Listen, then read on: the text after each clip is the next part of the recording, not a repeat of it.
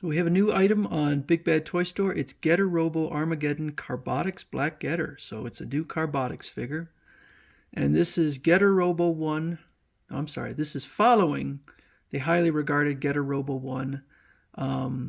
Now presents the Black Getter, which has been developed with added die-cast content for increased durability and intricate details. So it looks like it's been redesigned. This is from Getter Robo Armageddon, 1999, the series. Let's see, it's 9.13 inches, made of ABS, PVC, and die-cast from the classic Getter Robo Armageddon anime series. Okay, so just so you know, this is the series, Getter Robo. And I never finished this series because I got so bored of it. It was like one long boss fight. I really need to revisit this one, and particularly since there are so many figures that are based on this series, particularly high-end figures. And I own a bunch, and I'll probably own this one too because it is Carbotix, and I always collect Carbotix. Here is the highly regarded Getter Robo 1. This is the Carbotix figure. I think this is the second figure that they came out with, and it is the very fat, chunky Getter Robo. And then we have this one by CCS Toys, and you can see they look significantly different. And I have also the red and white CCS Toys figure, and I'm really kind of confused because I hadn't watched Armageddon in years. So I did a little just kind of looking around, and I guess they must be both in the series because there's the chunky ones and there's the much leaner one. So someday I will get around to watching it, maybe sooner rather than later, although I will be out of town in a few days traveling to Asia. So I'll be in Singapore and Malaysia visiting family. So we'll take a closer look at this. You could see a lot of similarities, but also there's going to be some differences. So the hip joint looks a bit different. Obviously, it's got the thing around the neck. The leg joints look different. These are very simple. This figure has, I love this figure. I think it looks like a museum piece, but the articulation is extremely limited on this figure. Looks great on a shelf, but the posability is very limited. So he's got much longer blades, and looks like you can do more with the legs than you can in the other figure. This one, like I said, had very limited. So they appear to have redesigned this. Okay, so there he is, doing a pretty neat job of showing off the figure.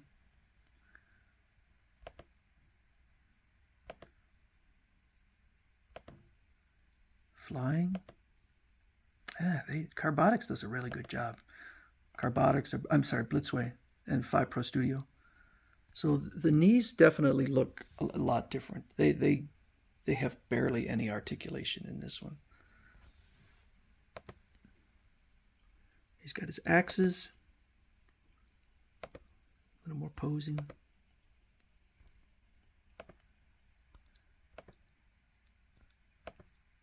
Wow, they got a lot of pictures. Did I cycle through it again? I don't think so. They are really showing it off. Okay, and all right, so it doesn't have the cape on. This cape is a cloth cape, and it attaches in the back there. Okay. Wow, they got a lot of pictures. Okay, and there's the cape, and it does have wiring in it, so that it's posable. And this one also had a plastic cape, so we'll see if this one also has an alternative plastic cape. Jeez, they got a lot of pictures. Whew. Is that light up features? I don't think this one has light up features. All right, so there's everything it comes with. Not a lot, just alternative hands and a couple axes. Okay. Upgraded die cast. Okay, so they added more die cast in the chest. Extended use of materials from ankles to thigh part for stable and sound bottom with proper weight distribution. Additionally, it helps the mobility of the legs by adding sturdiness to the articulation. Newly added die cast materials. This is the thing is, I've had a hard time telling what was die cast on this. I guess maybe this is plastic here. Utilizing, okay. So that's kind of neat. They're showing what the changes are between. Formerly. Okay, so this, and this are the only die cast in here. So it's this part, and the feet. Okay, gives it a nice low center of gravity. But I guess everything else is plastic. And now it's going to be adding all those green parts in there. Looks like this. This looks like some of the interior joints are plastic. I mean, going to be die cast. In here is going to be die cast. Down here is going to be die cast. So it's kind of neat. Let's see here. So it's $280, which seems like a pretty good price. First quarter 2024, so it's quite a ways away. Let's see here. Yeah, it does not come with a lot of extras, and that's perfectly fine. Blitzway has utilized a non-glossy black color for the entire surface, enhancing its striking look. Experience the various poses of Black Getter with the robust ratchet joints. Yeah, this guy does have ratchet joints. Bringing the iconic moments to life in the animated series.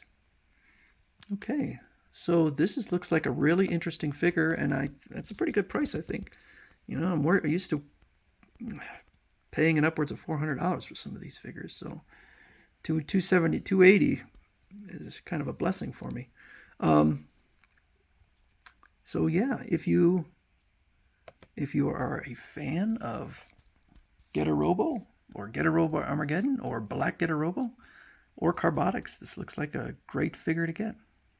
So that's a Getter Robo Armageddon Carbotix Black Getter.